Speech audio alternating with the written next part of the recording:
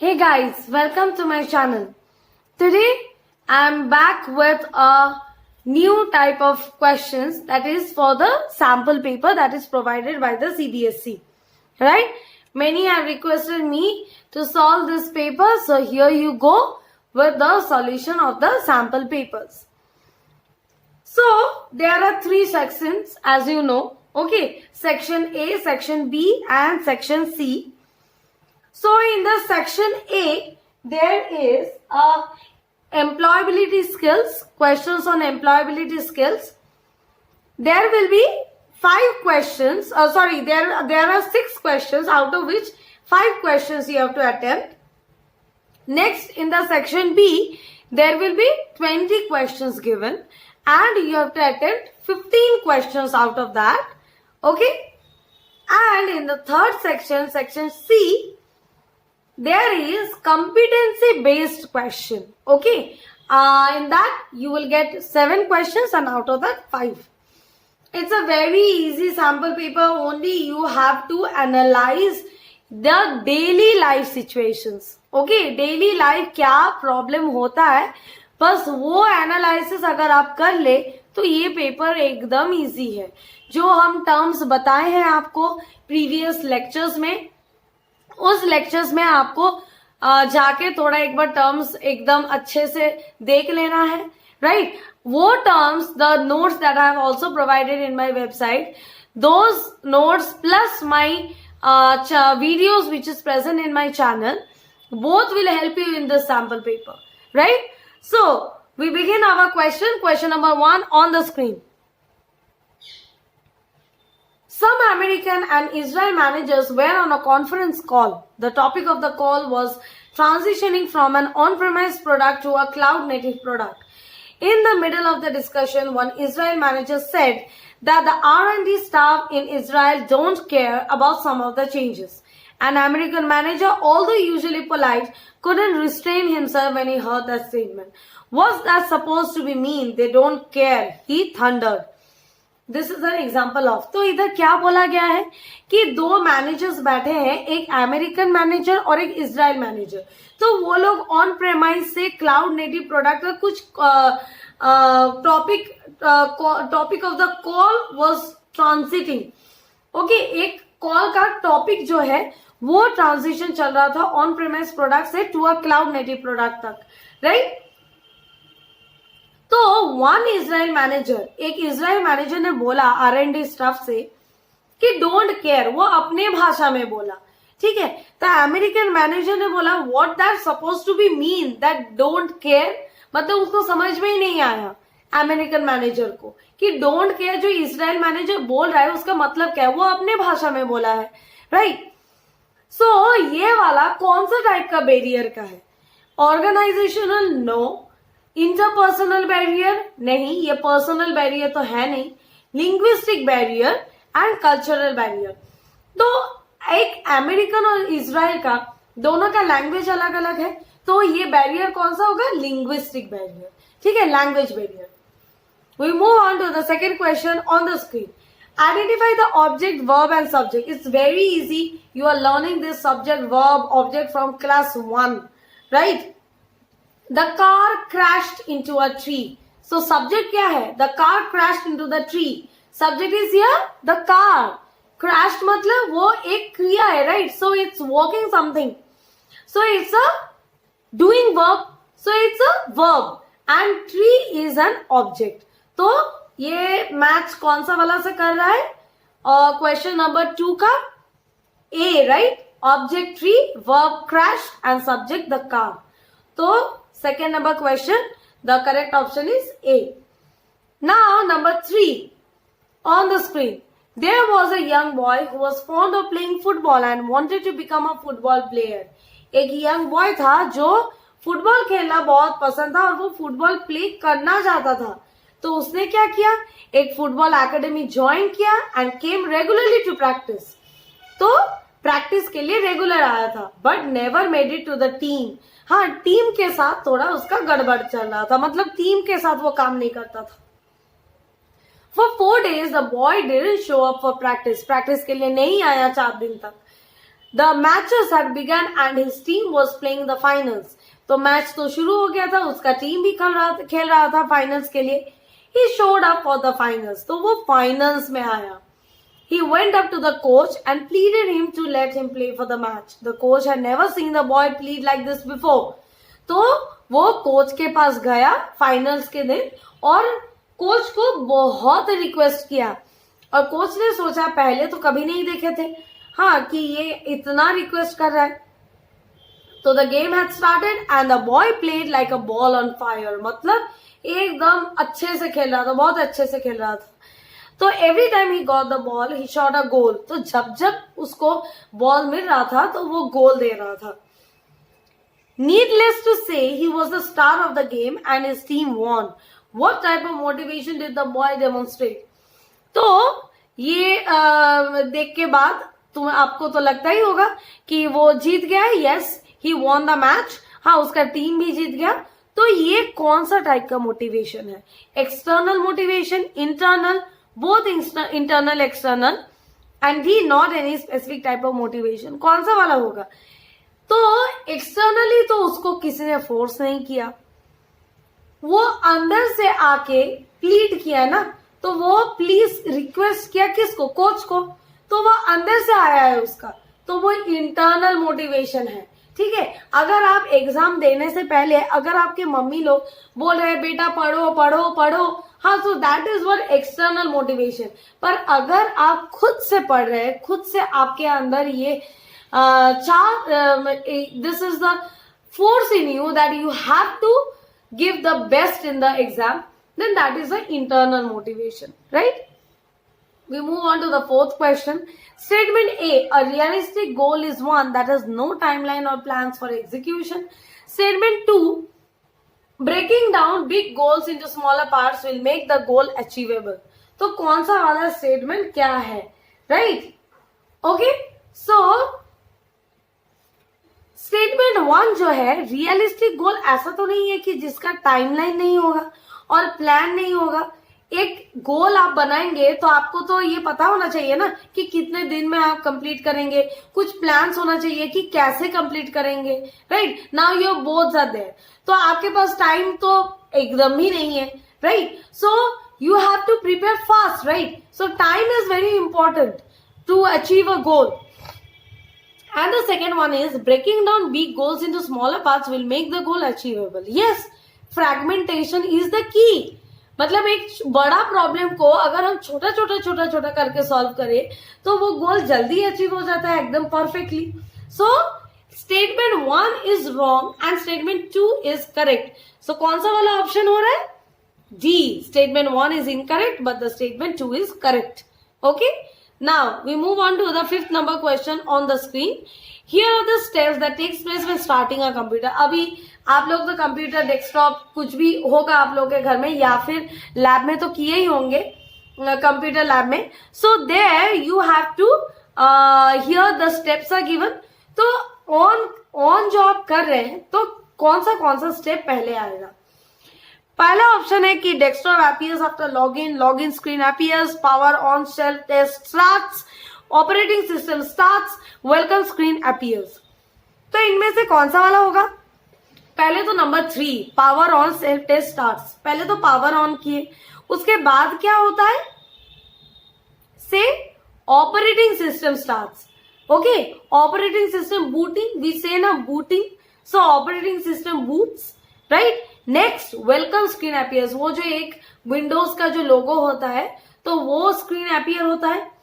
Then login screen appears जहां आपको password देना पड़ता है. उसके बाद जब आप पासवर्ड दे रहे हैं तो डेस्कटॉप स्क्रीन अपीयर्स. तो ये ऑर्डर क्या है? 3 4 5 देन 2 1. सो 3 4 5 2 1 कौन सा वाला ऑप्शन में? Option C, right. ओके, चलो we move on to the 6th number question. Which one of the following is an example of operating system? कौन सा वाला ऑपरेटिंग सिस्टम का एग्जाम्पल है? Microsoft Word, Microsoft Windows, Microsoft Excel, Microsoft Access. Okay, so इनमें से आपको समझ में ही आ रहा है कि वर्ड, एक्सेल, एक्सेस ये सब एप्लीकेशंस है. So only one is the operating system here, Microsoft Windows. So option is B. Now we move on quickly to section B, where you have to attempt out of 20 questions, you have to attempt 15 questions. So question number 7 on the screen.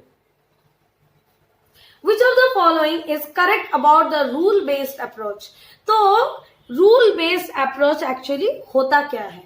तो I have said about the rule based approach that rule based में क्या होता है कि human beings are providing the input and the robot is acting in the rule provided by the humans. Robot क्या है? Human being जो provide करेंगे, जितना डेटा प्रोवाइड करेंगे उसी से ही वो एक्ट करेंगे, उससे ज्यादा कुछ नहीं कर सकता, और उससे ज्यादा अगर कुछ दिख भी गया, if he sees anything from there also he can not learn anything, right? So how much I am giving to you, you will respond to that only. So rule based approach कौन सा वाला होगा, कौन सा वाला correct है, right? We can not provide enough rules to the machine. Actually हम लोग प्रोवाइड तो कर सकते हैं, पर वो बहुत एक्सपेंसिव हो जाता है. ऐसा नहीं कि रूल्स हम लोग बना नहीं सकते, हम लोग बना सकते हैं, पर वो बहुत एक्सपेंसिव बन जाएगा. Number B is a drawback for this approach is that learning is static. Static मतलब क्या कि एक ही डायरेक्शन पे जाएगा, डायनामिक नहीं है कि बहुत सारा चीज हम लोग नहीं जान पाएंगे. Only what I am providing to you, what I am feeding to you, that is only the learning, right? Number C, once the rules are fed into the system, it takes into consideration any changes made in the original training data set. नहीं, ऐसा नहीं होता है rule based में कि हम एक बार जब रूल बैठा लिए उसके बाद अगर बाद में चेंज कर रहे हैं, हाँ, ओरिजिनल रूल को, तो वो झट से पकड़ लेता है, नहीं करता है, उसमें टाइम लगता है. Okay, next, it can improve itself based on the feedbacks. तो वो इम्प्रूव कर सकता है फीडबैक के हिसाब से. ओके, ये नहीं कर सकता, ये बहुत एक्सपेंसिव पड़ जाता है. So the correct option is B, right? A drawback feature for this approach is that the learning is static. Correct? Next we move on to the correct option, move on to the next question, that is question number 8. Choose the 5 stages of AI project cycle. ये तो आपको आना ही चाहिए. Okay, so the options are evaluation, problem scoping, data exploration, data acquisition, modeling. Problem scoping, data exploration, data acquisition, evaluation, modeling नहीं.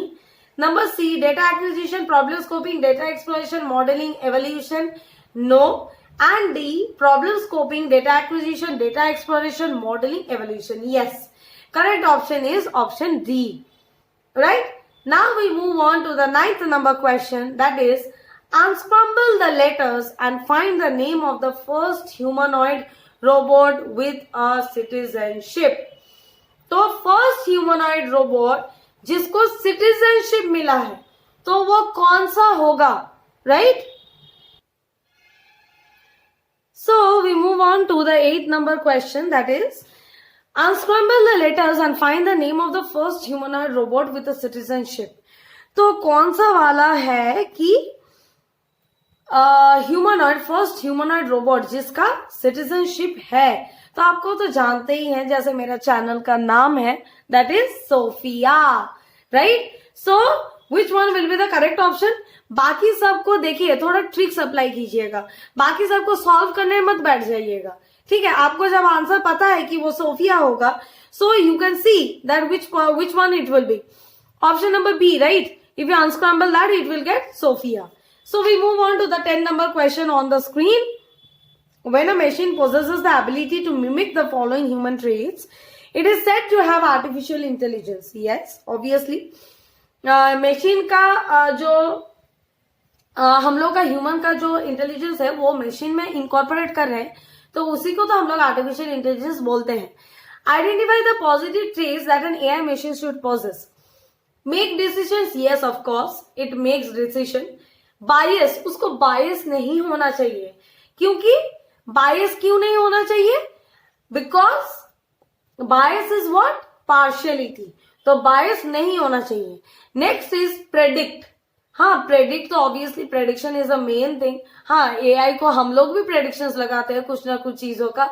सो the machines also have to learn to predict and learn and improve on its own. तो खुद से learn करेंगे और improve करेंगे, right? सो इधर से 1, 3, 4 correct है.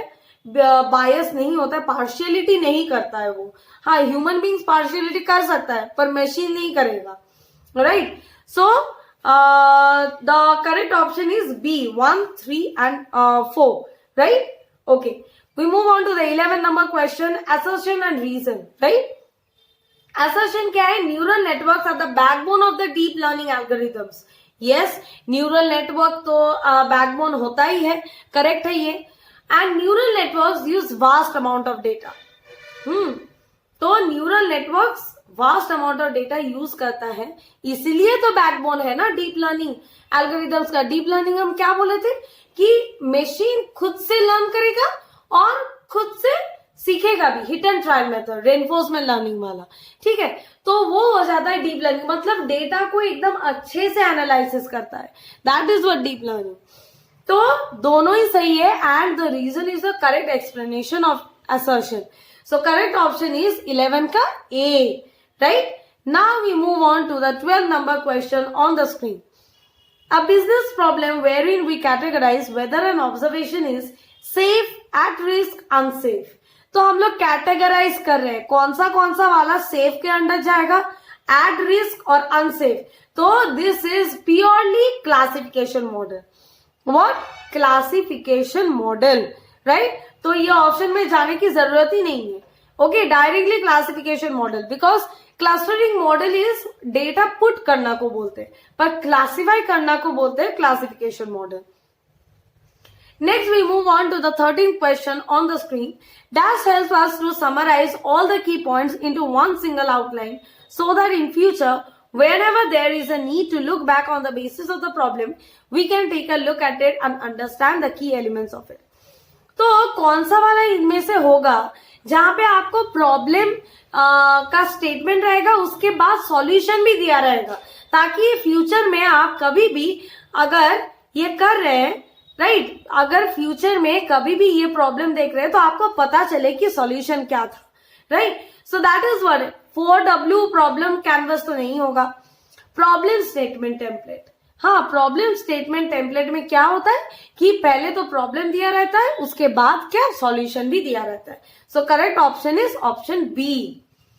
Now we move on to the 14th question on the screen. Tom is a student of grade 5. He likes to move constantly at his desk. He plays with pencils and taps his fingers. Stands up in his place anytime he gets a chance.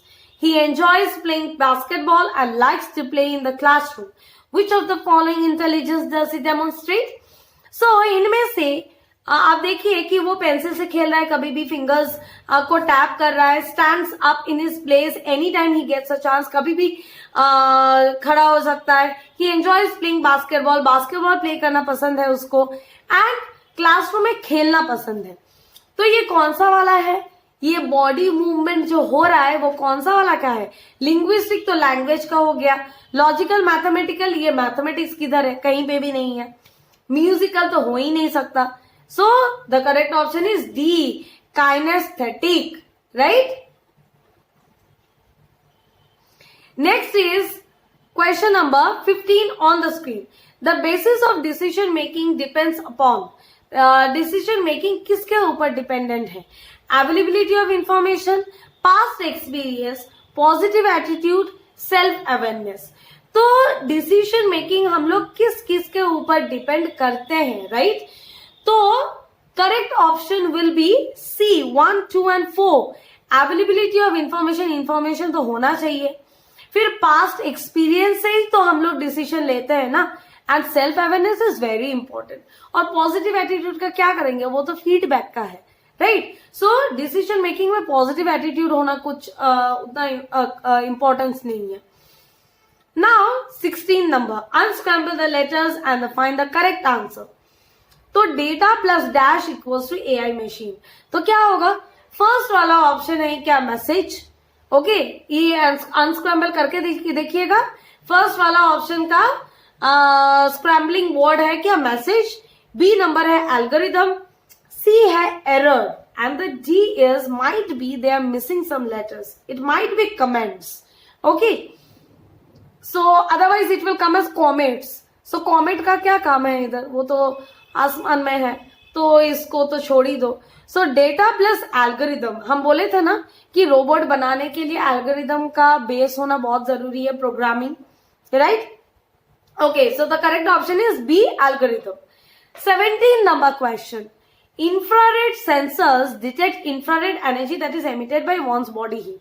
तो ये वाला पढ़ लीजिएगा. तो 17 number question क्या कह रहे हैं कि आप तो देखे होंगे कि सैनिटाइजर का जो ऑटोमेटिक मशीन में निकल रहा है कि आप अगर आप हाथ नीचे रख देते हैं तो वो क्या करते हैं कि आपके बॉडी से जो इंफ्रारेड एनर्जी है वो मशीन का सेंसर को एक्टिवेट कर देता है. एक्टिवेट करने के बाद आपके हाथ में वो जो सैनिटाइजर है वो आपके हाथ में गिर जाएगा, right? So the movement starts, actually different parts of the machine starts. सो ये वाला कौन सा वाला पार्ट का आपका है, कौन सा वाला एआई यूज हो रहा है? Automated machine, AI machine, semi automatic machine, deep learning machine. Obviously ये डीप लर्निंग नहीं है, एआई भी नहीं है, ये ऑटोमेटेड मशीन है, यानी ऑटोमेटिकली ये होता है, right? So we move on to the 18th number question. ये याद रखिएगा, ऑटोमेटिक मशीन एआई का पार्ट नहीं है, राइट? तो 18 नंबर क्वेश्चन में आपको समझ में आ जाएगा. फेस रिकॉग्निशन मशीन, तो ये कौन सा वाला होगा? फेस रिकॉग्निशन एआई और नॉट एआई? ये एआई है, ठीक है. ऑटोमेटिक डोर, ये हम बोले ऑटोमेटिक जो भी होगा वो आपका एआई मशीन नहीं है, सो ये not AI. Gesture recognition, obviously gesture recognition it's a AI. and automatic toy car, ये भी automatic machine है, not AI. तो AI not AI, AI not AI. तो कौन सा वाला ऑप्शन मैच कर रहा है आपका 18 नंबर क्वेश्चन का? Option number B. Okay, option number B. So we move on to the 19 number question, that is assertion and reason. Assertion ये है कि anyone can kick an artificially intelligent machine. अरे वाह, कोई भी किक कर सकता है क्या? ऐसा हो ही नहीं सकता, right? They have no pain receptors, ये सही है, पेन रिसेप्टर्स नहीं है, मशीन लोग का क्या दर्द है, राइट? सो 19 नंबर क्वेश्चन का कौन सा वाला होगा? A is not correct but R is correct. So option number D, right? A is not correct but R is correct. We move on to the 20th number question. If data is represented as answer, processing is represented as data and answer is represented as a processing. मतलब data को ये लोग answer बोल रहे हैं, मतलब coding, हम जैसे कोड करते हैं ना कि मेरा नाम, हाँ हम कुछ और रख रहे हैं, ठीक है, वो मेरा कोड नाम है. जो सीक्रेट मैसेजेस है उन्हीं लोग को सिर्फ पता है वो, ठीक है. तो डेटा को कोड किया गया है आंसर से, प्रोसेसिंग को कोड किया गया है डेटा से, आंसर को कोड किया गया है प्रोसेसिंग से.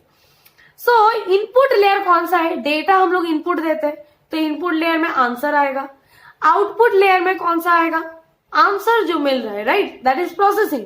एंड हिडन लेयर में कौन सा वाला आएगा? प्रोसेसिंग, जिसको कोड कर रहे हैं डेटा से, right? So option number input layer is the answer, output layer is the processing, and hidden layer is the data. So option C is the correct answer, right? So we move on to the 21st question on the screen. So question 21 on the screen.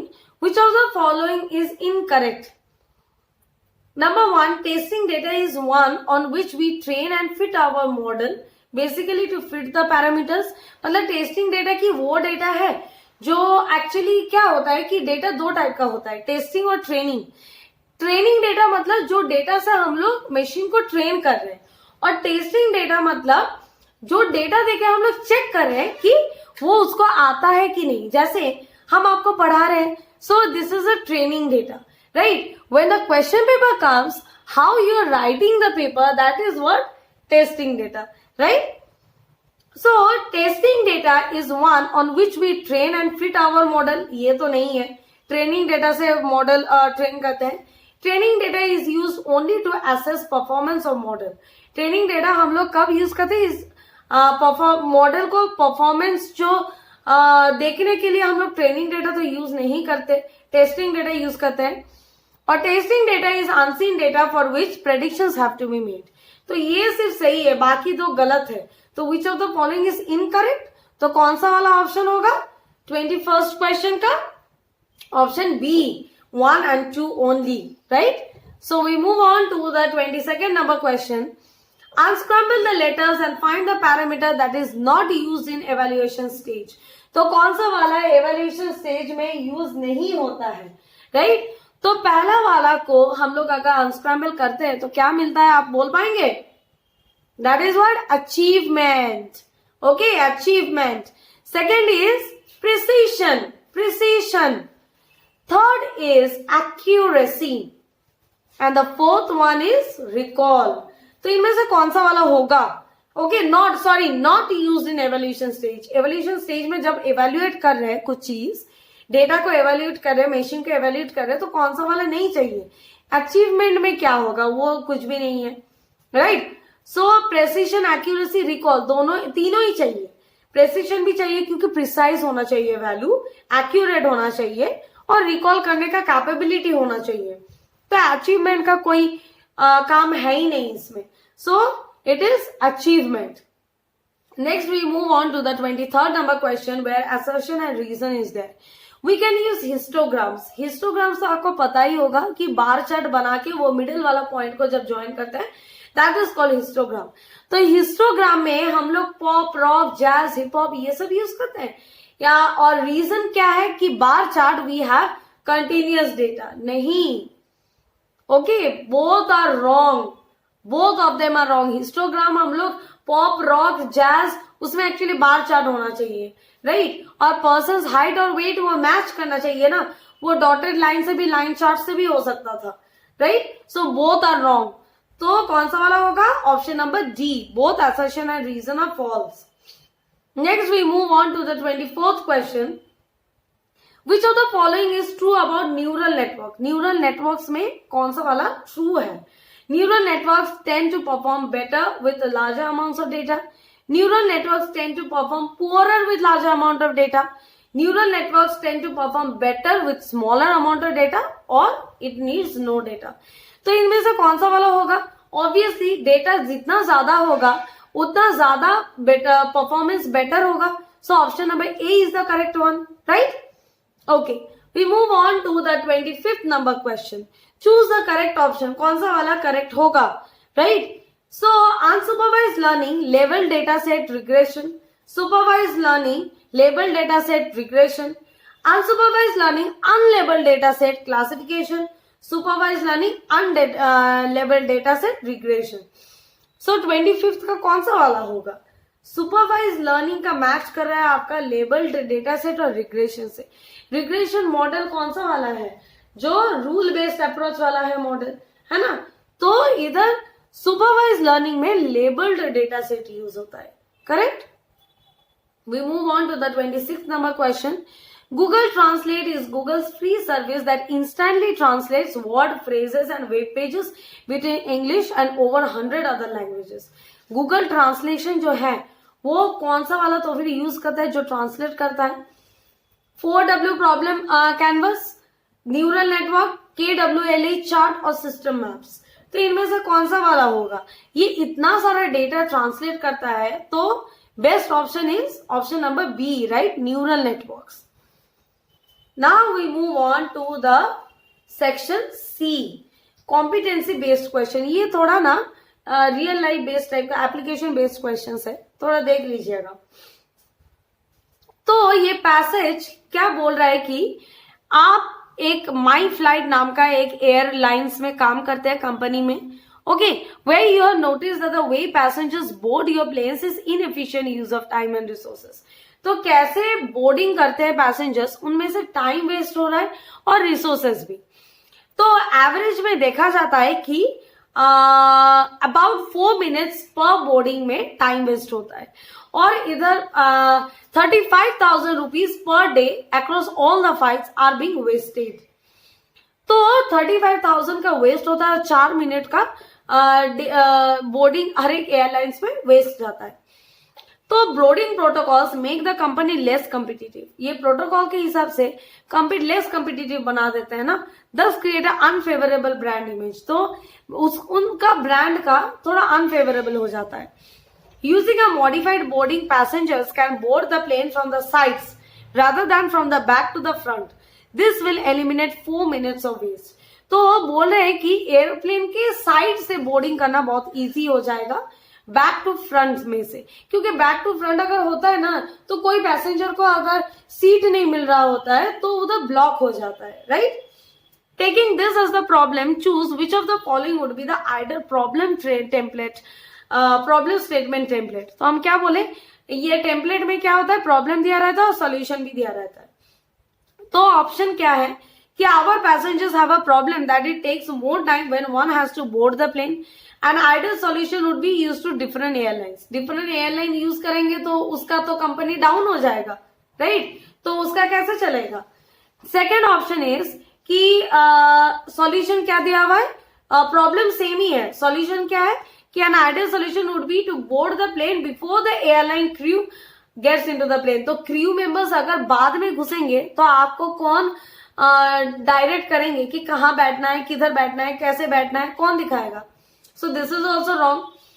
Second का solution है कि it would be board the plane from the sides rather than back to the front. Yes, this is the correct one कि side से हम लोग board करेंगे, back to front से नहीं करेंगे, right. So option C is the correct one. We move on without wasting time to question number 28. Understand and inspect the web page to find the HTML markers associated with the information we want. तो HTML से कोई कुछ information हम लोग को चाहिए तो क्या करते हैं, Python लाइब्रेरी से we pull out the data from the HTML page. Python का लाइब्रेरी से हम लोग डेटा निकाल रहे हैं HTML पेजेस से, फिर manipulate the collected data to get it into the form we need.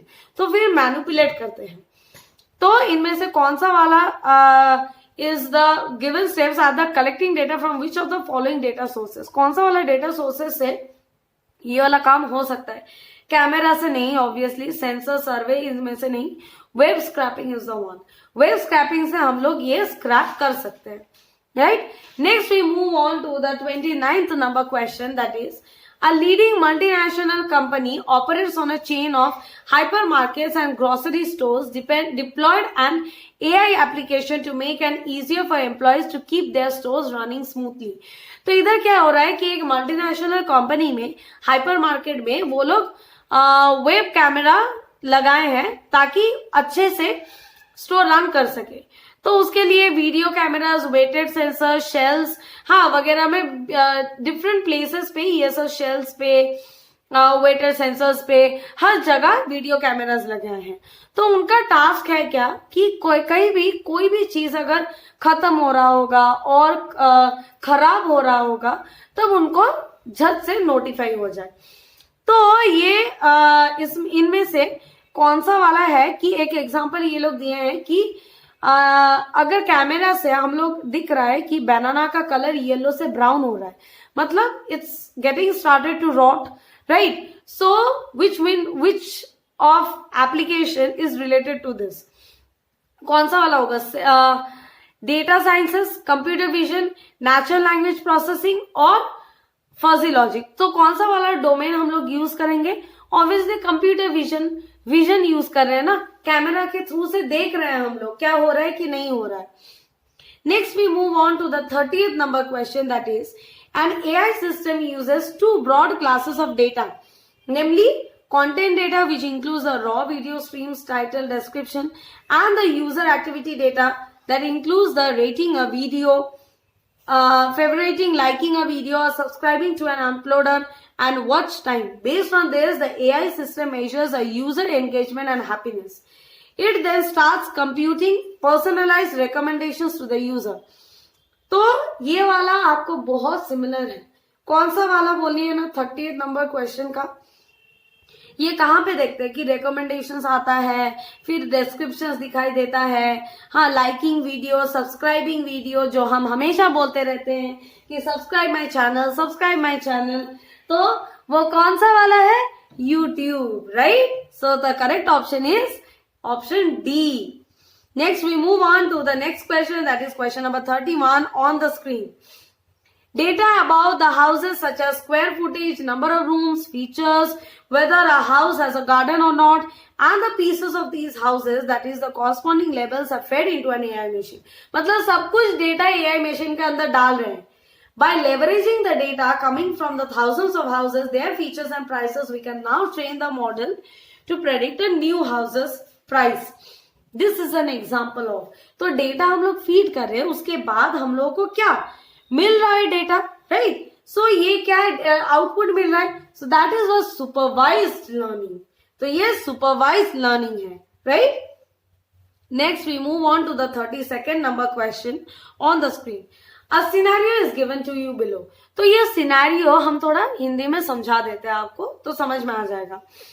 क्या हुआ था, एक नाइट में a car ran over a pedestrian in a narrow by street. एक पेडिस्ट्रियन मतलब एक इंसान चल रहा था स्ट्रीट के ऊपर, तो एक कार उसके ऊपर से चला गया, ठीक है? तो बिना रुके वो चला गया. तो a policeman who saw the vehicle leave the scene of the accident reported it moving at very high speed. तो पुलिसमैन जो देखा था वो बोला कि व्हीकल बहुत हाई स्पीड से जा रहा था. The accident itself was witnessed by 6 bystanders. तो एक्सीडेंट को 6 लोग ने देखा था, ठीक है?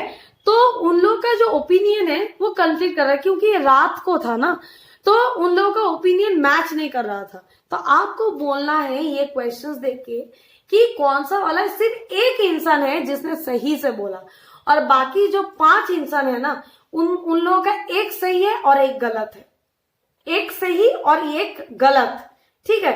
तो कौन सा वाला होगा वो देखते हैं कि what was the cars brand. तो ब्रांड कौन सा वाला होगा, ठीक है? इधर टोयोटा और ऑडी का बोला गया है, राइट? सो टोयोटा और ऑडी दोनों है, तो एक बार देख लेते हैं कि इट वाज अ टोयोटा. तो टोयोटा सिर्फ एक ही ने बोला था, right? And is headlights way turned of. देखिए आप, हेडलाइट्स वे टर्न्ड ऑफ दो लोग ने बोला है, तो ये तो सही होगा, राइट?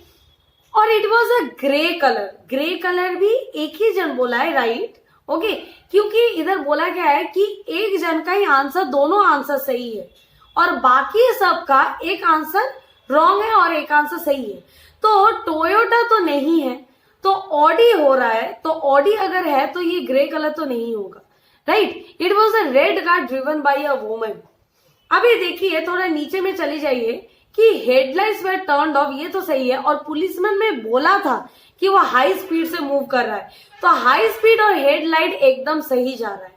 तो अगर वो वाला देखते हैं तो आप लास्ट में चले जाइए, नेक्स्ट में चले जाइए, नेक्स्ट वाला पॉइंट में. The car did have a licence plate and it wasn't going very fast. तो वो अगर रॉन्ग है तो मतलब इसका लाइसेंस प्लेट है, राइट? एंड लास्ट वाला ऑप्शन बोल रहा है कि the car didn't have licence plate, the driver was a man. तो लाइसेंस प्लेट तो है, वो हम लोग को सेकेंड लास्ट ऑप्शन में पता चल गया. तो ड्राइवर वाज अ मैन, तो वो मैन है.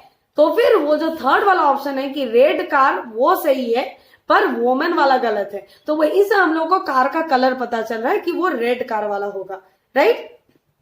सो here all the matches is option number C, right? Audi, red, fast. Did they have license plate? Yes. Did it headlights were turned on? No. And the car was driven by man. Next we move on to the last question of this sample paper. That is question number 33 on the screen. Amazon had been working on a secret AI recruiting tool. The machine learning specialist uncovered a big problem.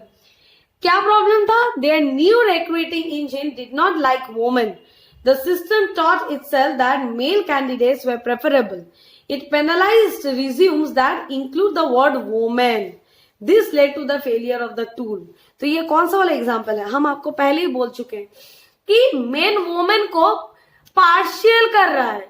तो कौन सा वाला? ये biased है ना, तो ये biased है. So this is what AI bias. So the correct option is option C, right? So here we come to an end of the sample paper. I hope tomorrow you could answer all the questions. Everybody gets 100% marks. My best wishes are with you. Don't worry, everything will be good, right? So don't take tension. That is the main thing of your exams. Tension will only kill you, right? So don't take tension. Everything will be fine. All the best for the exam. Stay calm and write calmly. Think properly all the questions related with the real life example, then only you can solve this AI paper. It was a very easy one, right? So all the best, guys, and do subscribe my channel to get all the videos that I'm uploading till now, right? Thank you, guys.